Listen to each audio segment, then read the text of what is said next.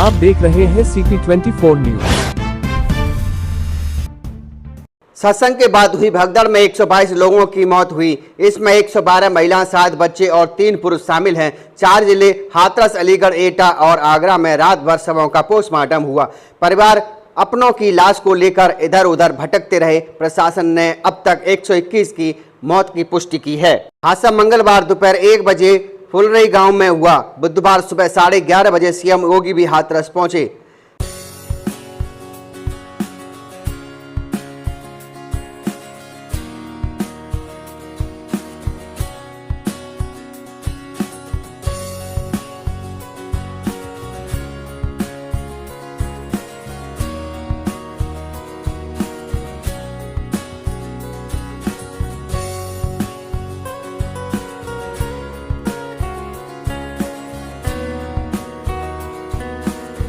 जिला अस्पताल में घायलों को मुलाकात की।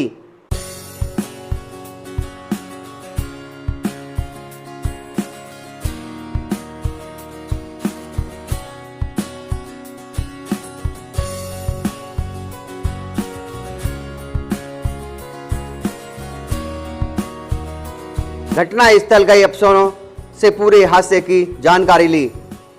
प्रेस कॉन्फ्रेंस कर कहा, यह हादसा साजिश जैसा है। लोग मरते गए, सेवादार वहां से भाग गए। उन्होंने ना तो प्रशासन को सूचना दी और ना ही मदद की। प्रशासन की टीम जब पहुंची तो सेवादारों ने आगे जाने नहीं दिया। हमने भी कुंभ जैसे बड़ी योजनाएं की, लेकिन ऐसी चीजें नहीं हुई। सीएम ने कहा, जांच के लिए SIT गठन किया है। हाई कोर्ट के रिटायर्ड जज, पुलिस के सीनियर रिटायर्ड ऑफिसर की टीम भी मामले की जांच कर रही है। जो भी दोषी होगा उसे सजा दी जाएगी। देखिए प्रशासन प्रथम दृष्टया ये मान के चलता है कि धार्मिक आयोजन है, उनके सेवादार इस प्रकार के आयोजनों की जिम्मेदारी अंदर से स्वयं निभाएंगे। और बड़े बड़े आयोजन होते हैं, ऐसा नहीं कि ना होते हो। सावधानीवश वहां पर फोर्स प्रशासन तैनात करता है, लेकिन आउटर रिंग में उनकी फोर्स होती है। अंदर अगर आप देखेंगे तो उनके स्वयंसेवक के सेवादार ही इस पूरे व्यवस्था का संचालन करते हैं, उनकी देखभाल करते हैं। और जहां पे भीड़ अनुशासित होती है, धार्मिक और आध्यात्मिक श्रद्धा भाव के साथ लोग जहां आते हैं, वहां पर भीड़ अनुशासित ही रहती है। लेकिन जब वही कार्यक्रम निहित स्वार्थी तत्वों के हाथों का खिलौना बन जाता है, तो वह अनुशासनहीनता का नजारा वहां पर भी देखने को मिलता है। और इसका शिकार अंततः वह निर्दोष व्यक्ति होता है जो धार्मिक श्रद्धा के साथ उस आयोजन में भागीदार बनता है, क्योंकि उसको तो साजिश के बारे में पता नहीं होता है और वह अपनी उस श्रद्धा भाव के साथ आता है।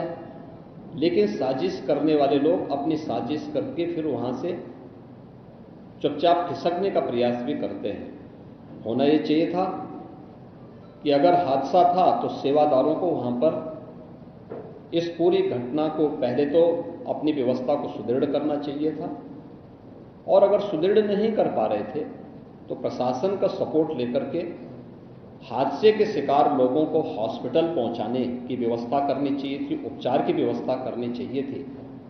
इसका सबसे दूसरा जो पहलू ये है कि हादसा में लोग मरते गए और सेवादार उससे पहले वहां से खिसक करके भाग चुके थे, और इसीलिए हम लोग इसकी तह में चलेंगे। और मैं इस बात के लिए आपको इस बात के लिए मैं कह रहा हूं ना कि मैंने इसीलिए जुडिशियल कमीशन के बारे में राज्य सरकार ने इसको तय किया है। हम इसके तहत निष्कर्ष पर आएंगे और इस प्रकार के बड़े बड़े आयोजन हम लोग करते रहे हैं, लेकिन कहीं भी कोई इस प्रकार की चीजें नहीं आई है। और मुझे लगता है हम लोगों ने इस प्रकार के बड़े बड़े आयोजन हमेशा किए हैं, कुंभ जैसे बड़े आयोजन किए हैं, बड़े बड़े कार्यक्रम होते रहे हैं। लेकिन इसीलिए मैंने कहा कि इसकी तह में जाना आवश्यक है कि आखिर इसके पीछे कौन लोग इसके लिए जिम्मेदार हैं। दूसरा, राज्य सरकार ने और केंद्र सरकार ने,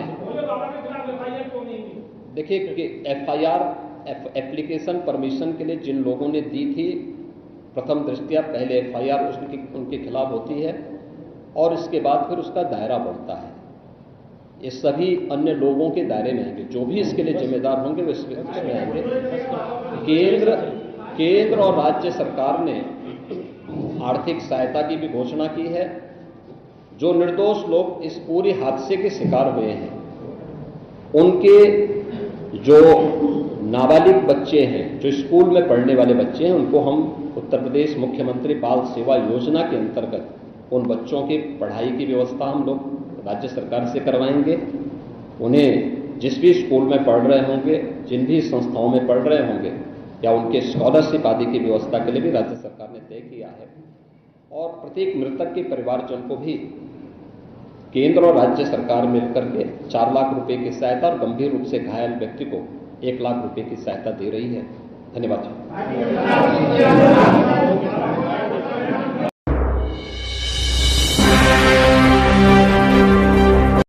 आप देख रहे हैं CP24 न्यूज।